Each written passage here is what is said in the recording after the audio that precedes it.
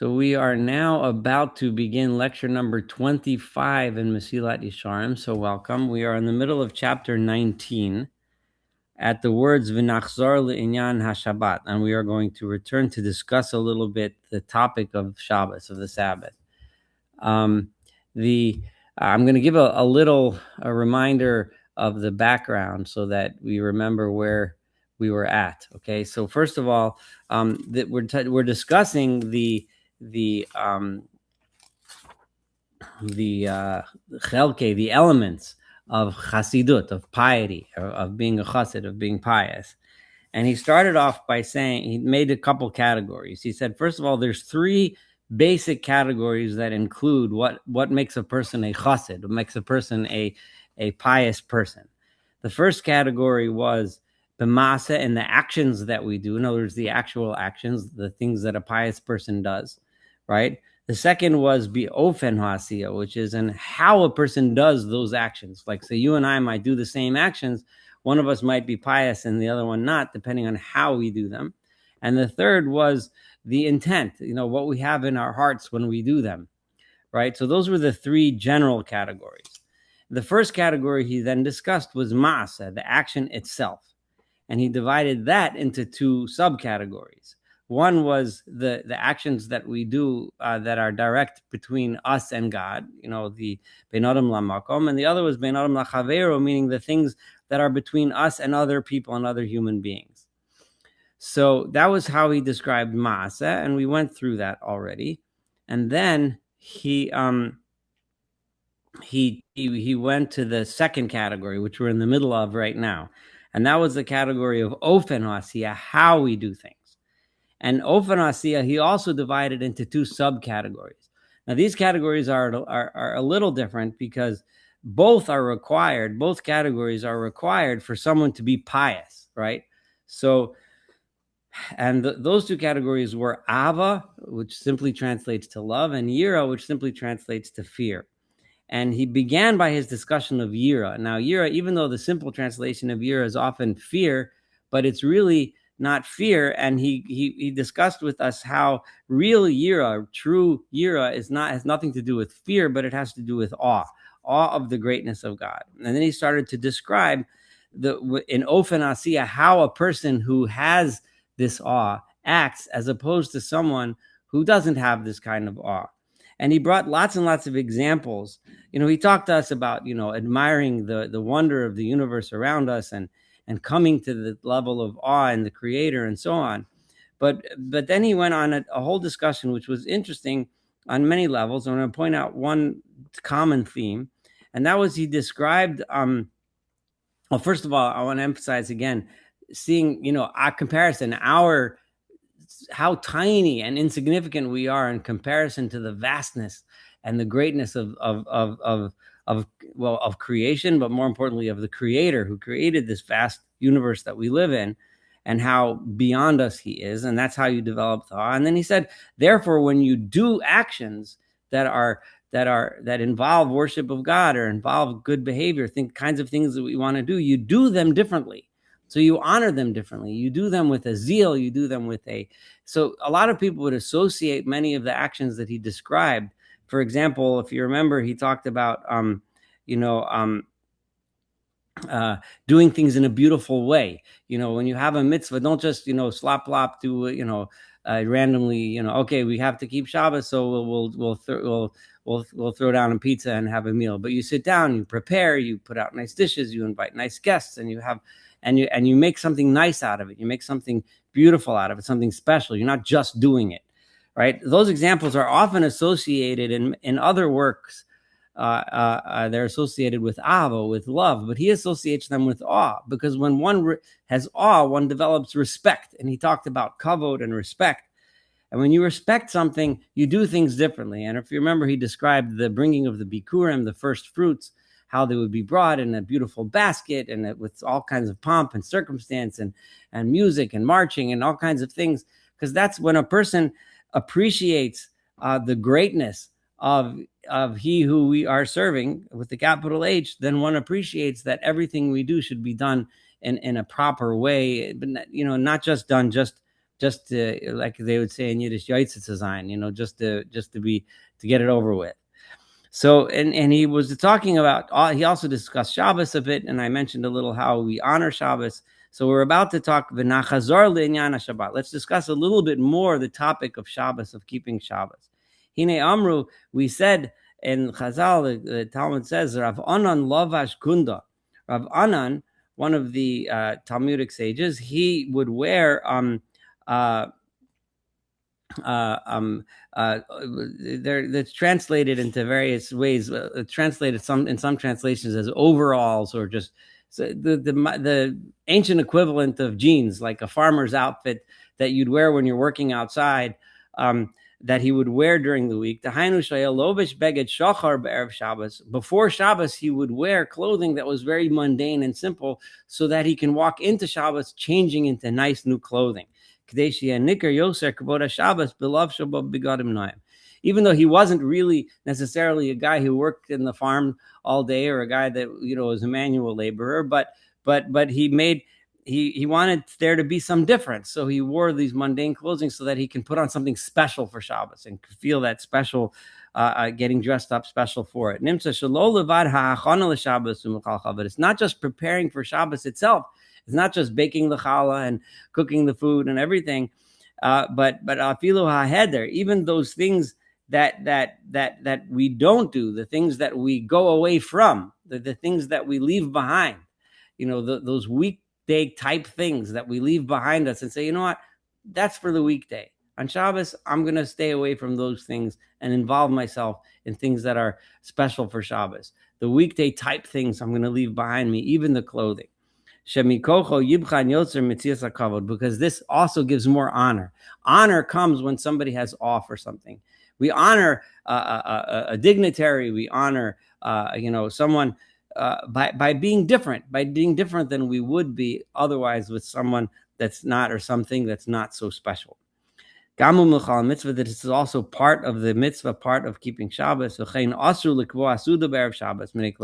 said that on Friday afternoon you're not supposed to make a big meal because the honor of Shabbos, when on Shabbos is when you're supposed to have a nice meal. If you eat a big meal before Shabbos, then when Shabbos comes, you have something less honorable. It's like making a giant party, and then the president comes and you do nothing special. It's kind of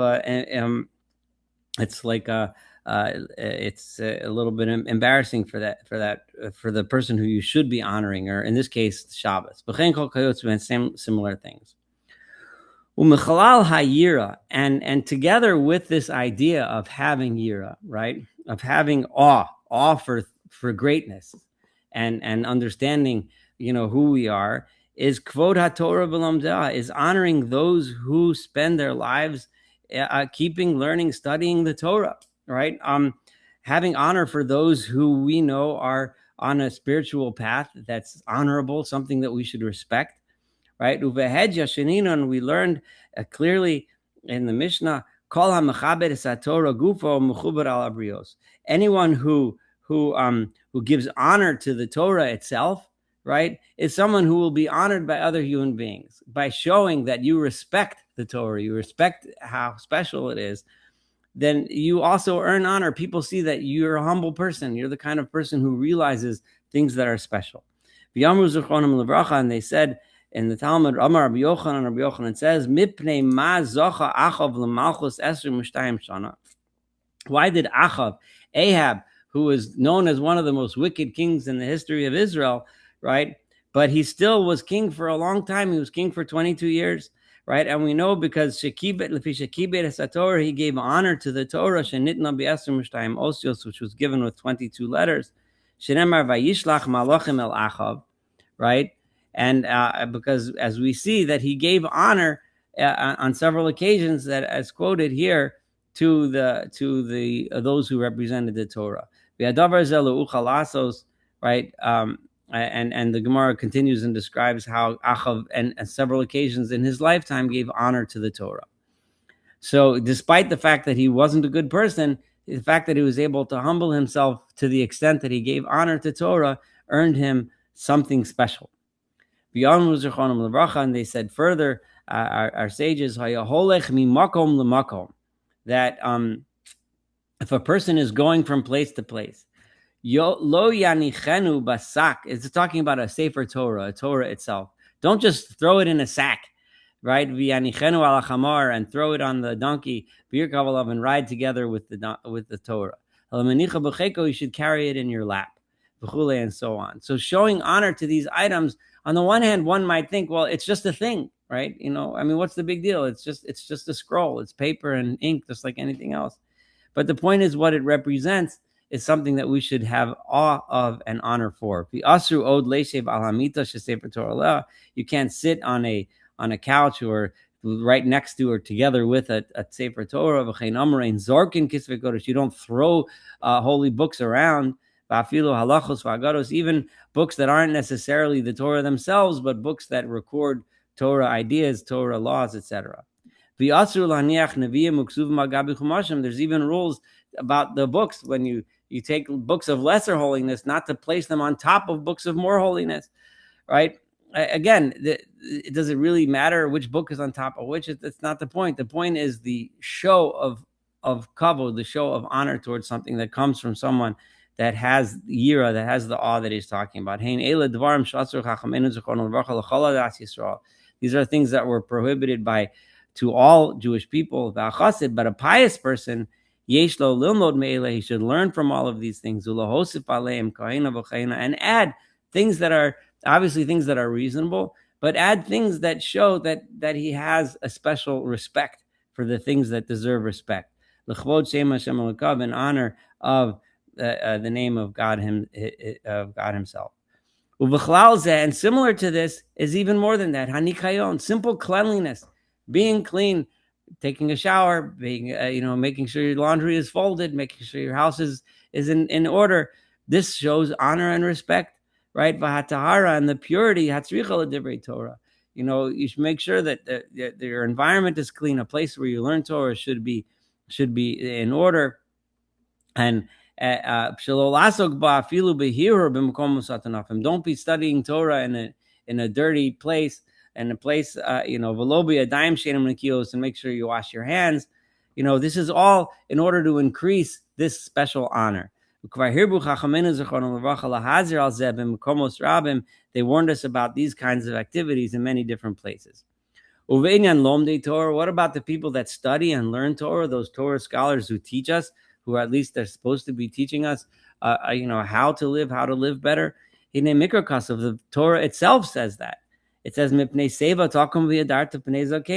you should, before someone who is seva, someone who is elderly, right?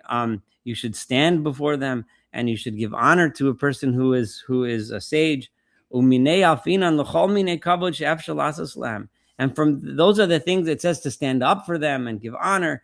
Certainly a person who's pious should be doing these things, should be acting in this manner. It says in Psalms and Tehillim, those that fear God, one should give honor to them. This is a reference to Yehoshaphat, one of the kings of Judah, one of the righteous kings of Judah. When he saw a scholar, a Torah scholar, he would stand from his throne and hug him and kiss him. Rebbe, Mori, my teacher, my leader, my leader. And when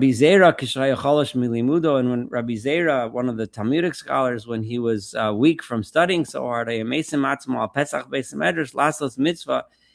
he didn't have energy to study, he would sit down outside so that he can stand before the Talmidei Chachamim as they walked in and out of the study hall, so he can give them honor. He didn't have energy to study anymore, but this way he was able to continue doing something positive that honors the Torah. All of these things, right, are dvarim, are things shekvar roim anachnu, that we see, right, that heyos haboris v'achshmochapetz, that God desires this from us. Begila daito elyon b'zeh, and He told us his through His wisdom, that He revealed to us that He wants them through the verses that we just quoted. B'kivan shekain, and therefore mi ha'isha chafetz la'asos nachas ruach liotzro, who is the person who wants to do something nice for his creator, do something what his creator wants? This is the path of life that he would take. The key thing here, one of the things that he's saying is the opposite is the person who's cynical, the person who doesn't take Torah seriously, a person who, it's nothing, it's this, it's, and just shoves it aside and wipes it away with the back of his hand, maybe with remarks that are disparaging, right? Such a person, never has the opportunity to learn, learns the humility to realize that he or she has something to gain from the wisdom that the Torah and the sages have to teach us.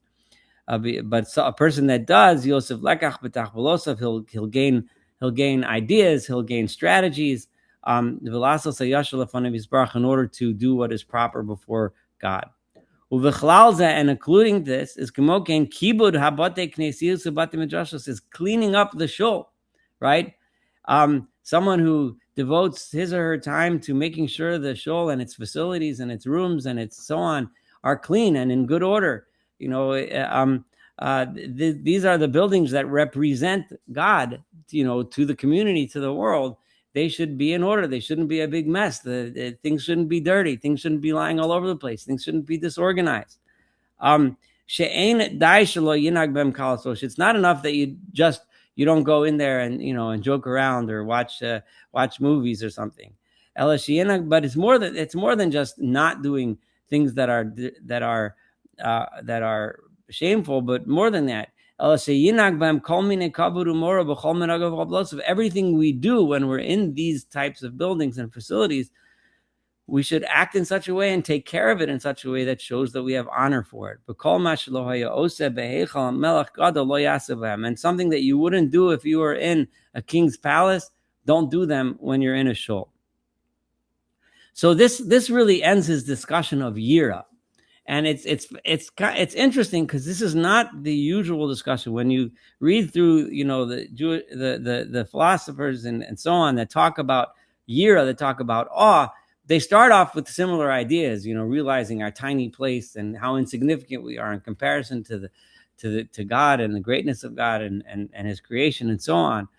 But here the Ramchal is interesting because he takes it into a little bit of a different direction, which makes it much more of a positive thing. A lot of people take the direction of, therefore, you should watch out and be careful what you do and not do this and not do that and not do this. Now, the Ramchal here does talk a little bit about what you shouldn't do, but he's much more focused on what you should do, right? On how you give honor. And people usually think of the things that we do as expressions of love. He's about to talk about what love of God means. But Ramchal doesn't do that. I mean, he understands, he acknowledges that there are things that we shouldn't do, but he's much, much more focused these last few pages on what we do.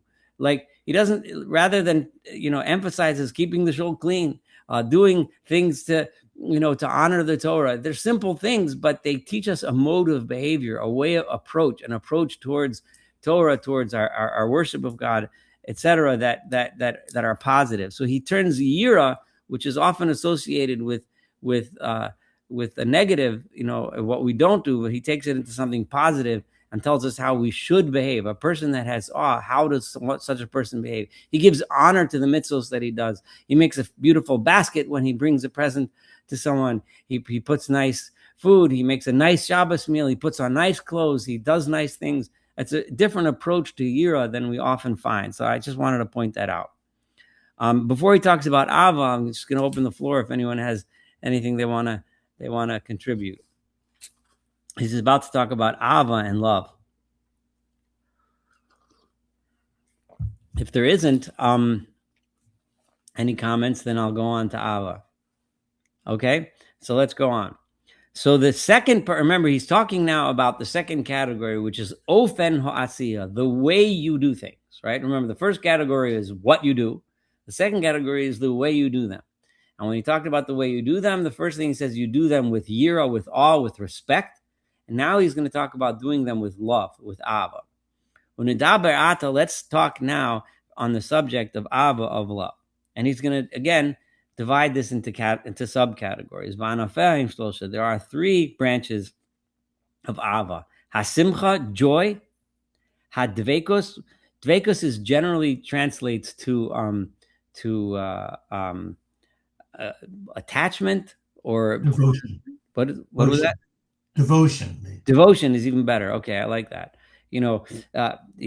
Bringing yourself close to something that you love, right? You want close, both physical and emotional closeness with the object of your love, right? V'akina, and the literally kina is usually could be translated as jealousy, but it means more. I think a better translation I have in my English here is zeal, because kina, it's referring to when you really love someone, then you're on fire. You'll do anything for them. You'll if you see somebody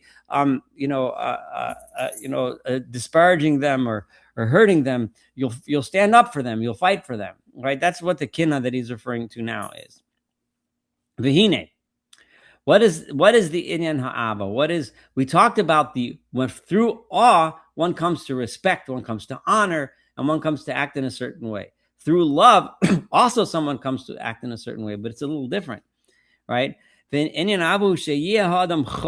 person desires and has a passion, right? To be close to God.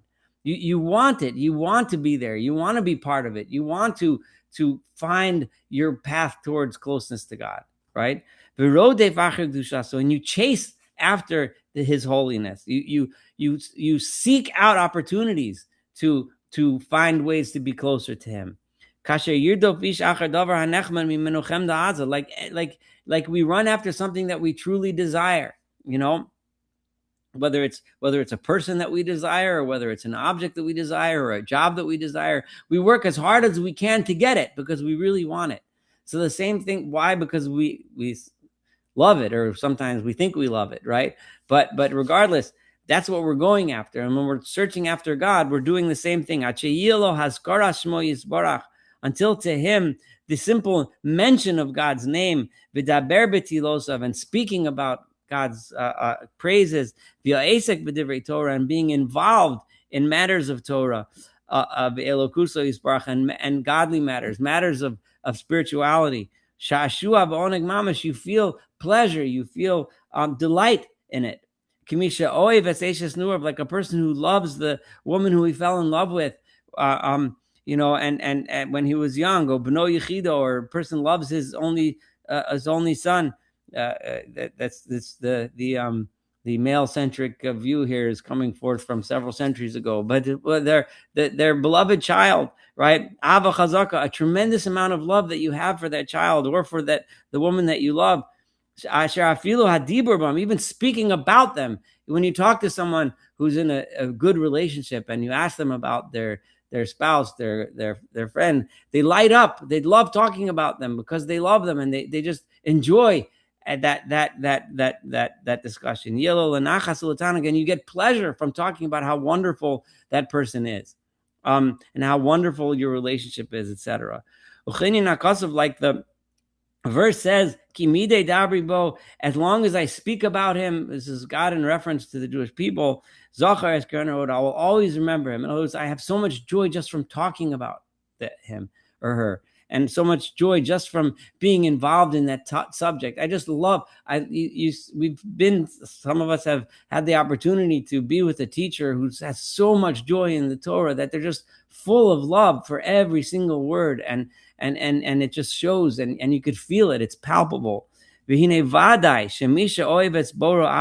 a person that truly loves his creator. He wouldn't leave that for anything. There's a big ball game on. He's not going to run for it, right? He's going to stick around, right? Unless he absolutely has to, because I want to be here. I want to be involved in this relationship. No one's going to have to convince him to be here. No one's going to have to say, well, we're going to make a good chalent, or we're going to serve some nice ragalach, so come to the thing. They'll come because they just love it, right? His heart will carry him there and bring him there, unless there's some major obstacle that keeps him away. This is the most beloved and most cherished and most desired trait. That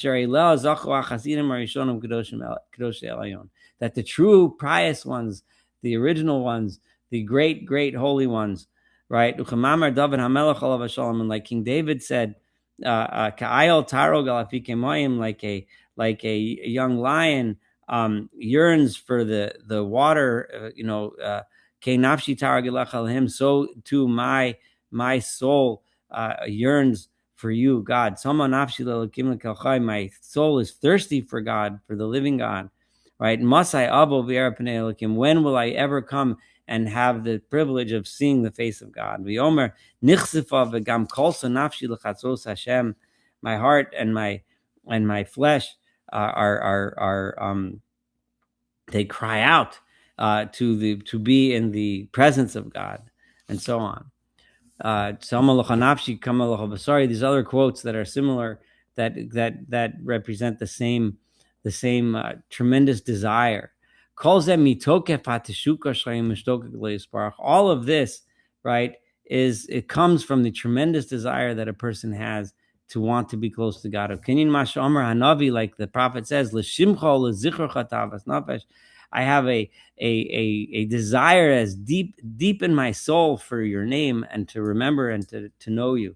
And so he brings many quotes here. You can see them in the English. But David Atzma, I'm going to kind of skip some of the quotes, but I think you get the general idea. And he brings it out mostly, many of these quotes, because you can feel it from the Ramchal himself.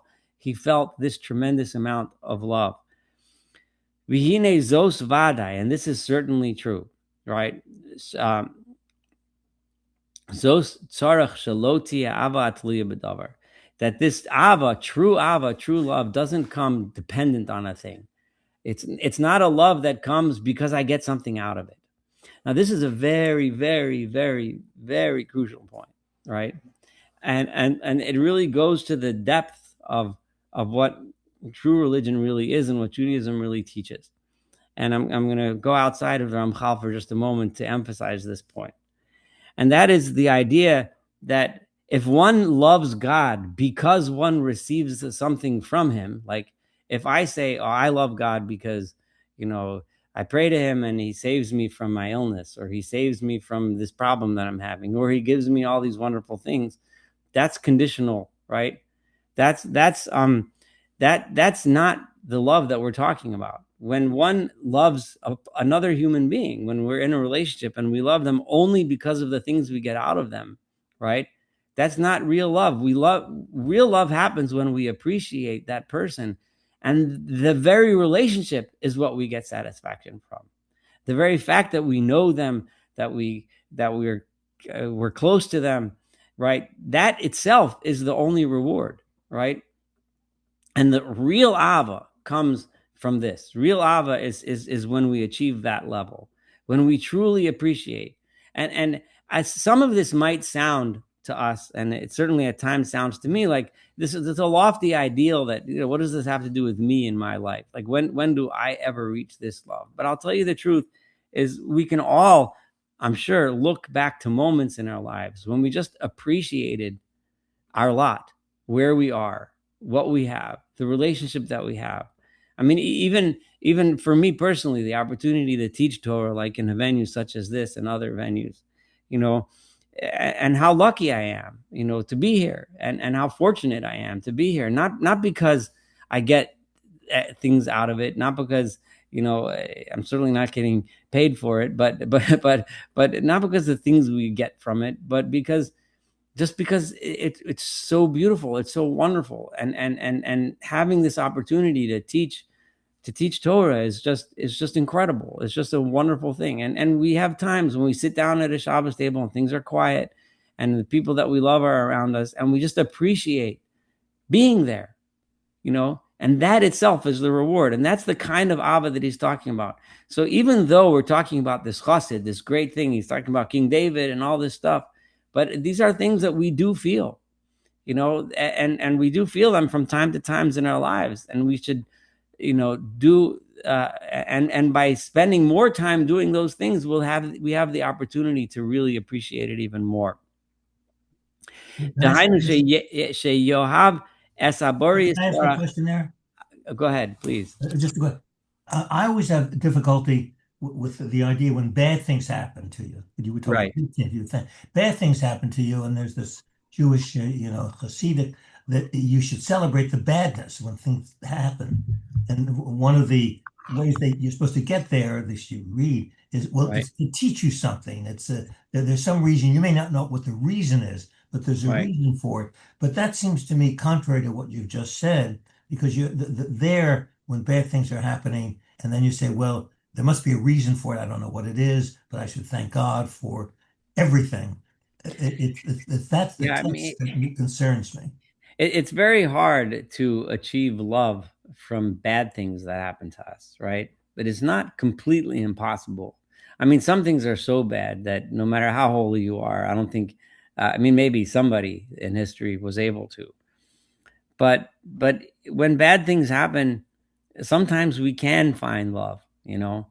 It's not so easy, but sometimes we can find, I guess, kind of like finding the silver lining, but much more importantly, the people that call us and give us encouragement, the friends that we have that are with us when we're down, and the resources that we find to help us through.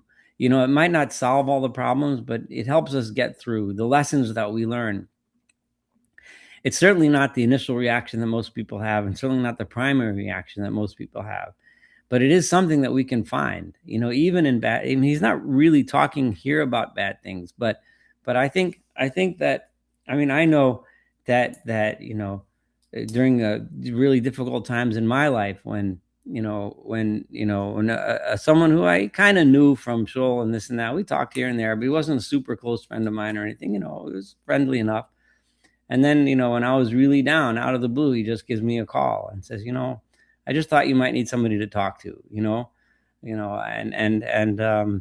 not here to judge. I'm not here to say yes, no, up, down, maybe. I just thought, you're going through tough times. Maybe you need somebody to talk to. How do you And deal with this in your professional doctor role, where you deal obviously many times with very sad things happening mhm. in your field? I mean, the people you can't say to them. I don't know what you say to them when Well, you're in I trouble. mean, there's no trick. There's no magical thing to say to somebody going through suffering. That's one of the things I've learned, that when people talk, and I remember in med school, people are like, well, what do you tell somebody? How do you help them when something bad is happening? And the smartest doctors that taught me, the ones that really knew how to talk, were the ones that said, you can't make a bad situation good by something that you say, right? That's the first thing you need to remember. There's not, when you, God forbid, have to walk in and tell someone that they have cancer, and they have a couple months left, right? There's nothing that you can say that's going to make that situation better, you know. And you have and so we have to. That's where the era comes in, recognizing how insignificant we are and what our true power really is. You know, you can say, I'm here with you. I'm going to do the best I can to make you as comfortable as possible. I'm going to do the best I can to find, any treatments that might help you, that might help, relieve your suffering or help maybe even extend your life. You can be there with them and promise them that, but you can't make it good, you know? And that's probably, to me, the most important lesson that I've ever learned in those types of situations. Um, Thank you. and if you pretend to think that, oh, I'm going to say something and then they'll feel better, and this is true. You go to a shiva house, someone who's suffering, to sit there and tell them, oh, don't worry, they're in a better place and they're all happy up in heaven and having a party. I mean, come on. I mean, maybe there are circumstances where something like that might be okay to say, but for the most part, that's they're suffering. Acknowledging their suffering, tell them that you're there with them in the suffering, tell them that you'll do what you can to give them practical things that you can do to make it a little bit easier and alleviate it. But we can't make bad stuff disappear. I mean, unless you can. Obviously, if you can, sure, please go ahead, offer it, do it. But very, very rarely in life is there something that we can say that it's going to make people's problems go away. But true love is being there, and like when I was talking about this guy that called me, that's what I felt. And it was from somebody. He wasn't my cousin, he wasn't even a good friend, really. He wasn't, it was just a guy, because he happened to have my cell phone number. and then you realize, I'm not alone, and as bad as this is, there's people that care, there's people that I can talk to, and and you can find love. It's not easy, but it's there. It's just in small amounts, and you gotta accept it and feel it when it's there. We talk about the love of a person for his beloved, his the man or woman that they're in love with, or his child, or who he's talking about. How do you counsel your child, God forbid, if they going through something terrible? Or how do you counsel your spouse, or your lover, when they are going through something terrible? If you walked over and said, oh, it's not so bad, you're probably not doing the best job. But so here you have, but when you have a true Ava Tivis, he says, the love that one has for his beloved, or his child, Shetivo Machricho V'Kofel is that it's built into our nature, that kind of love. That's why we can understand it. A love for our child is built into our nature. We call God our Father, right? And this is exactly what we're talking about. What's the test of this true love? Right? When do you find out if you really love? It's the time of suffering. It's a time of pain. It's the time of dochak, when we're impoverished. Right? How do you find out when everything's hunky dory and good? It's easy to be all chummy, right? But how do you test whether or not you truly love someone? Are you there for them when they're down? Are you there for them when the suffering happens? So this is why Chazal said, you should love God with all of your heart and all of your soul. Even if he's taking your life away, you still have love for him. With all of your belongings, with all of our resources, we should love him. However, Kidei shelo tiyena hatzaros v'hardochakim koshi uminia ala'ava, right? In order that somebody, but the problem is it's not easy for us to do this. How do we find love for God when we're suffering, right? How can we love him when we're impoverished, when we can't pay the bills, and when the debts are piling up, and when the illnesses are piling up, and so on? So there's two answers a person can give for himself. And here he's going to be in almost every philosophical work that we've studied together here in Mesilat Yesharim, which isn't really a philosophical work, it's an ethical work, but he certainly touches on philosophy. And in Rambam, when we learn more Nevuchim, and in Kuzari, which we're studying together, we find attempts at answering similar questions, which none of them, to be honest, have ever really hit it on the nail, but they all kind of give an interesting approach. So let's see how he approaches this, and we'll see if it speaks to us or not. I'm not, we'll see how this goes. So what is it? So how does one go about? And he says, one of these ways is one that anyone can understand, right? Even the simplest person, you don't have to be a great philosopher to get it. You can understand it. And the other one is for people who truly are wise, who are truly profound, and truly understand the depth of wisdom.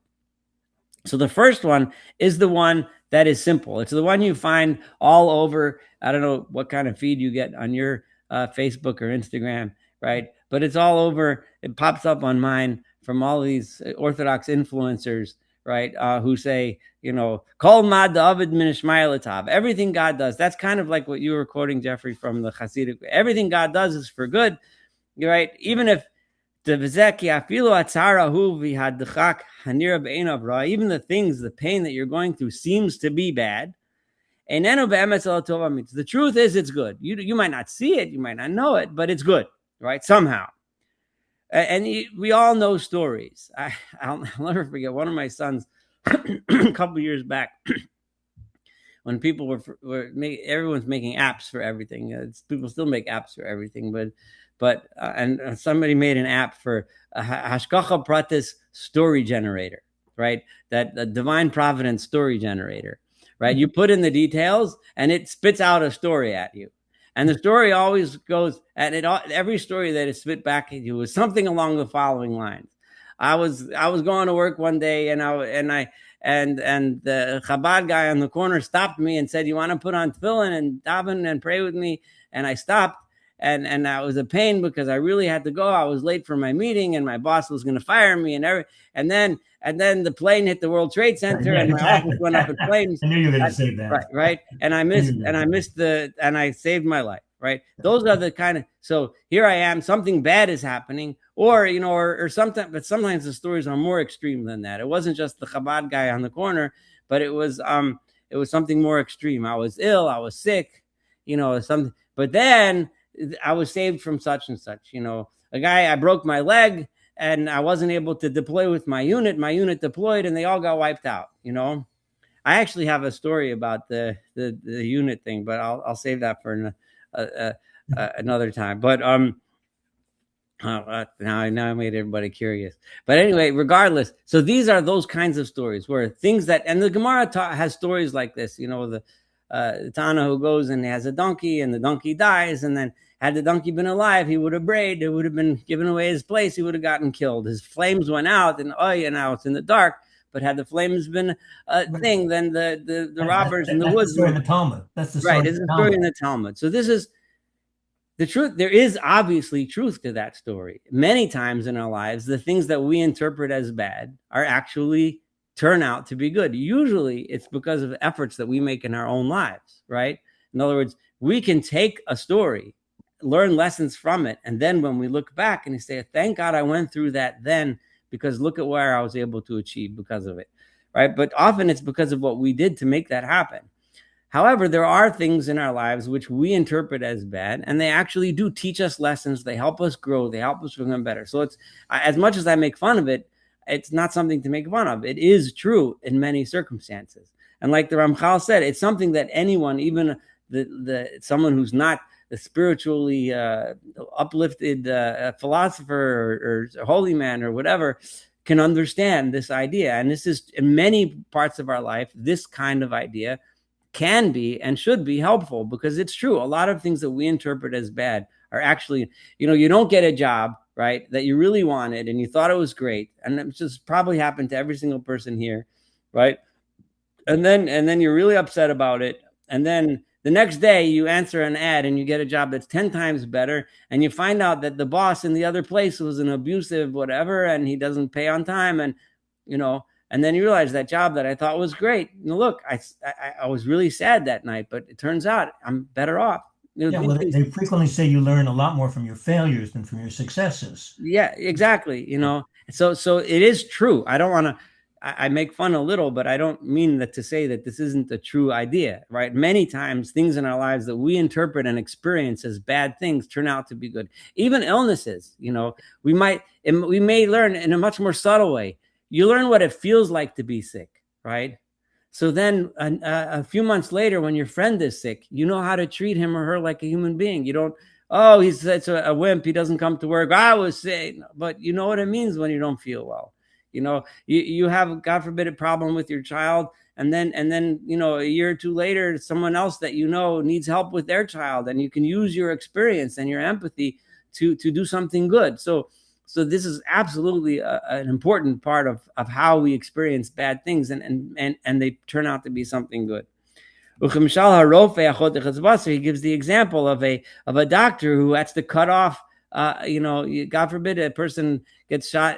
I have a great story. This is a good one. But before, let me just translate. Cuts off someone's gangrenous limb, right?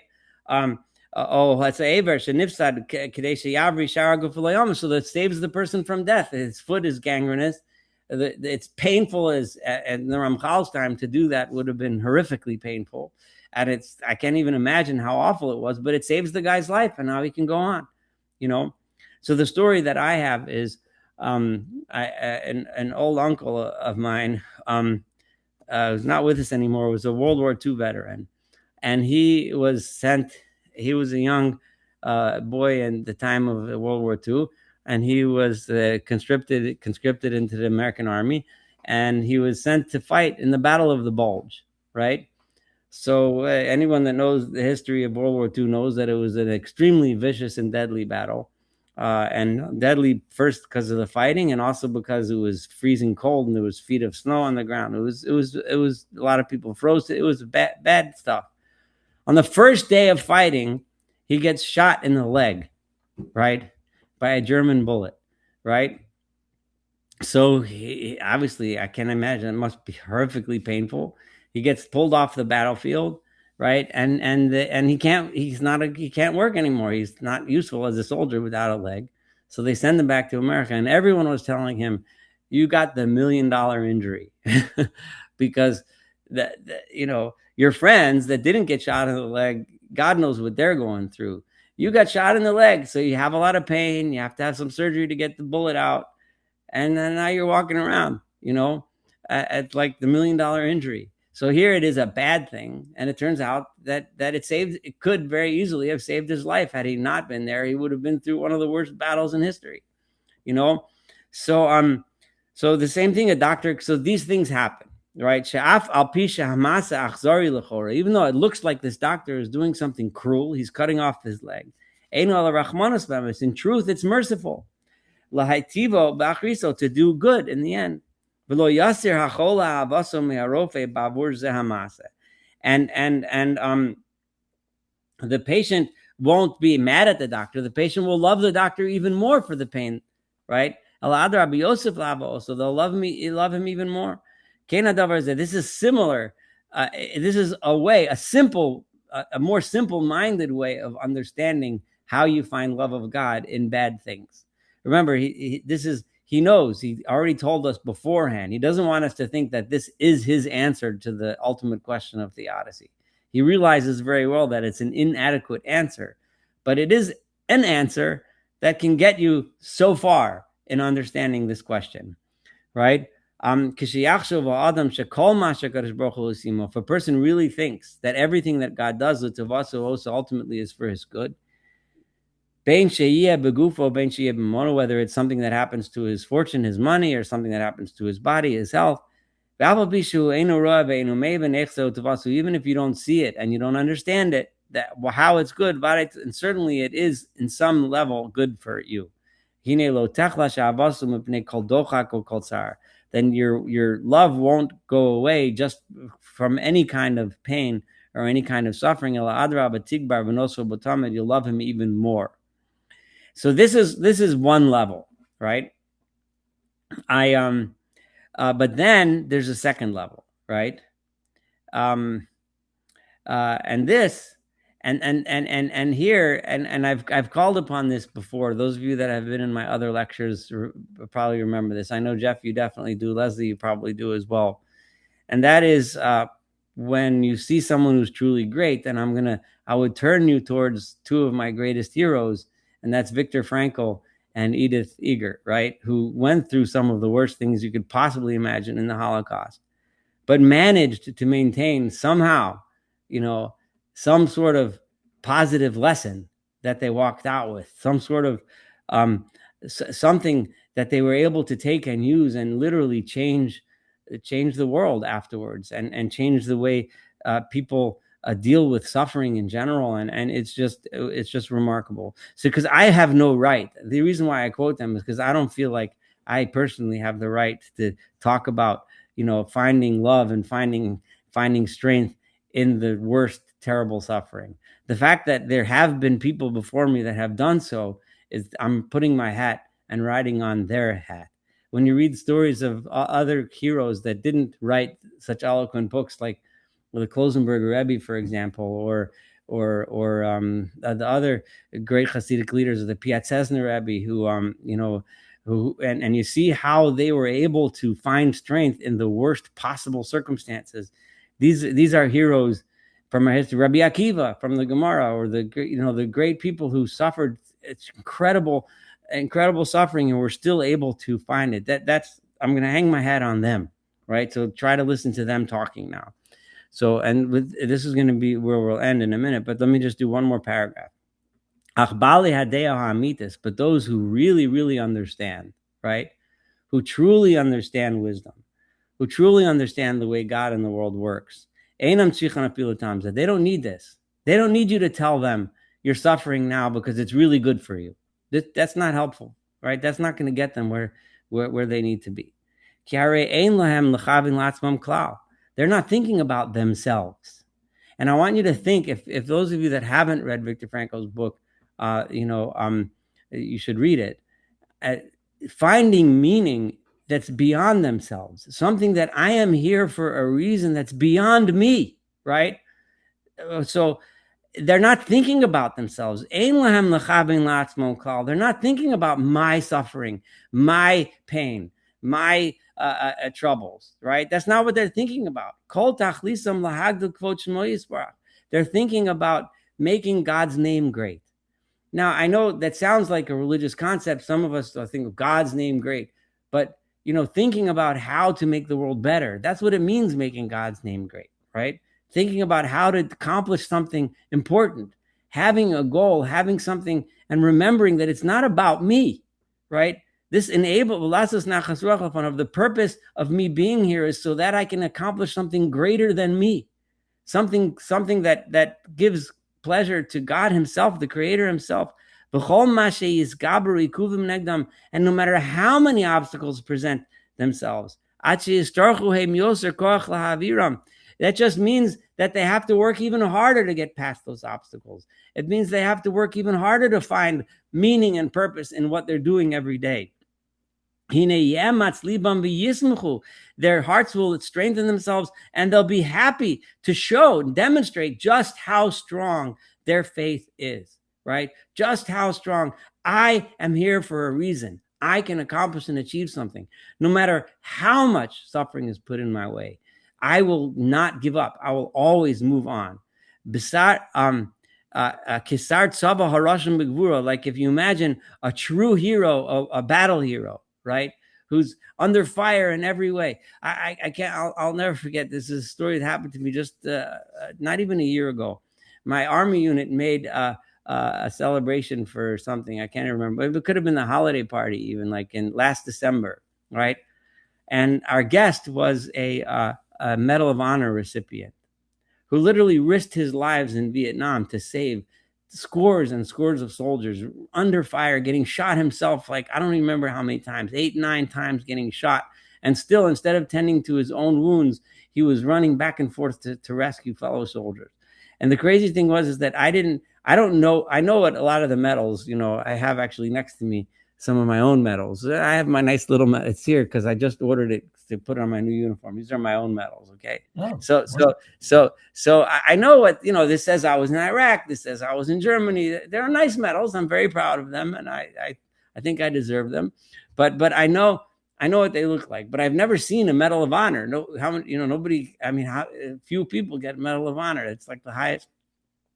So I was standing online to get a drink of whiskey or whatever it was I was getting a drink of. And the guy standing behind me was this guy. And he was the most nice, unassuming, simple guy in the world. And he had this medal hanging on his thing, which I didn't recognize. So I started talking to him. I didn't know he was the guest speaker at this point. And I was just like, oh, how are you doing? I could tell he was a lot older than me. So I said, so when were you in the army? And he was telling me he was in Vietnam and he was here and he was there. And we're just schmoozing, and totally the most simple, unassuming guy. And then when they call him up to speak and I see that he's like, I was just talking to somebody who's like a true hero, like a real hero, a person who really put his life in danger and at risk to save other people. How often do we have the opportunity to stand next to such a person? It's a rare, special occasion. And to see how humble he was just made it so much more beautiful. He was just, as far as I could tell, he was just a guy. He was, a nice guy, a veteran like any other. But it was incredible. So this person, no matter how strong the battle goes, no matter how much the firing is going, no matter how many bombs are falling and blowing up, no matter how many bullets are flying everywhere, he works even harder to win the battle. He doesn't run away from the bullets. He runs toward them because he's devoted to this cause. And the truth is, if you love someone, a true love between human beings, between flesh and blood, or between one person and another, you would, if you really love someone, you would do the same thing. You'd put yourself in danger for that person. And you'd be happy to do it because you want to do it for that person, because you love that person. You have the opportunity to show how much you love that person. Because he gives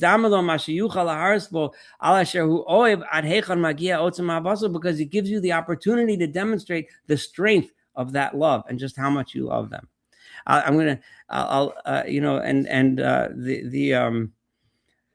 leave you with another story, another Holocaust story. This my youngest son is named Yaakov. He's named after his great grandfather. It was Yaakov Sharp.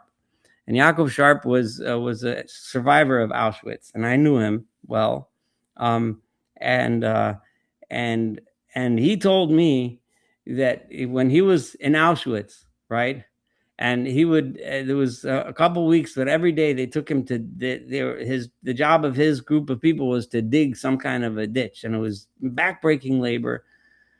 And he would be digging, and there was constantly a Nazi guard was whipping them and cursing them and everything, and he was always praying under his breath, right? And but he always had faith that he would somehow get out of this, and he was constantly praying under his breath. And he told me that the Nazi would make fun of him and laugh at him, and every time he would see him praying, he would whip him even harder. And he said, he would say, Yaakov, he said, who are you praying to? Where's the God you're praying to now? And he told me that he answered the Nazi, and he says, whatever the guy's name was, I don't know. He says, I'm gonna pray until the last shovel of dirt that I shovel is on your grave.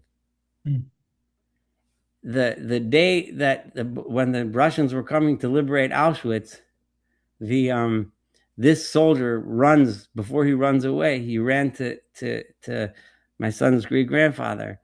And he says to him, Yaakov, he says, your prayers were answered. He said, the Russians are coming to liberate the camp. And then he ran. And I don't, he unfortunately didn't merit throwing a pile of dirt on this Nazi's grave. But the idea is the same thing. But being able to go through such suffering and always still find purpose in it is something that a truly great person can do. And without an explanation, that's the key thing. The key thing that makes it so beautiful is he's not answering the question of theodicy. He's not bothering to tell us why. He doesn't even say anything about why. It doesn't matter why, right? That's what he's saying. The truly great person doesn't ask for answers why. He or she just moves forward, and because they know that they have something else to contribute that's beyond me. And that's the key to it. There is no answer why. And for those of you that are studying Kuzari with me, saw something very similar to this, right? The Kuzari just talks about moving forward no matter what, right? It's not about, there is no philosophical answer that's ever going to be satisfactory to that question of why such suffering is okay. People have tried, and the first answer that was given is one of the most common things that people say. We don't understand God's ways. There's really justice, but the truly great don't need an answer to the question. Anyway, so this is where we're gonna stop. But next time, remember he talked about, he talked about love, worshiping God with love. But next he's going to talk about the different aspects of love, attachment to God, happiness, and zeal, which we'll get to next time. But I'm going to stop here. I went a little bit over my hour, and if you have questions, comments, etc., remember chapter 19 is going to be a long one. It's going to go on for probably another couple of lectures, maybe 2 more lectures. But this was a particularly nice one, and I hope you got something out of it. But the floor is open. I'd just like to add all the lectures that I've attended in the last 4 years, perhaps. This is way at the top. And thank you. I appreciate that. Thank you very much. And if Leslie, Renee, and if anyone else has any contribution, floor is open. Just thank you. All right, you're welcome. And I just wish you all a wonderful evening, and thanks for joining me. I really appreciate the fact that people come. And looking forward 2 more weeks. Amir Tashem, God willing, it would be, I guess, June 23rd. I don't see any reason why that shouldn't go nicely. So June 23rd, we'll do it again. All right? Have a good evening. Thank you.